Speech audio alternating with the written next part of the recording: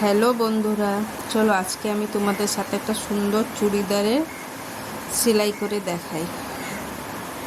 এটা এখনকার খুব ট্রেন্ডিং একটা চুড়িদার। সবার প্রথমে ঘাড় দুটোকে জয়েন করে তিরছা পাট্টি করে পাইপিংটা আমি রেডি করে নিলাম। পাইপিংটাকে গলার মধ্যে সেট করে নিবা। তারপরে একটা পাতলা 1/2 ইঞ্চি পাট্টি রেডি করে ওটার উপরে লেসটা লাগাই নিবা।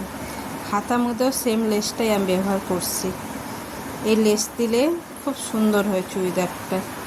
চুড়িদারের ফাইনাল লুকটা দারুণ হয়েছে, তোমরা জানোই।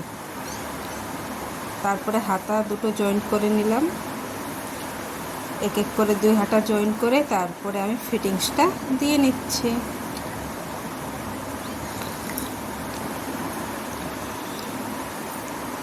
এইভাবে আমার চুড়িদারটা হয়ে আসছে।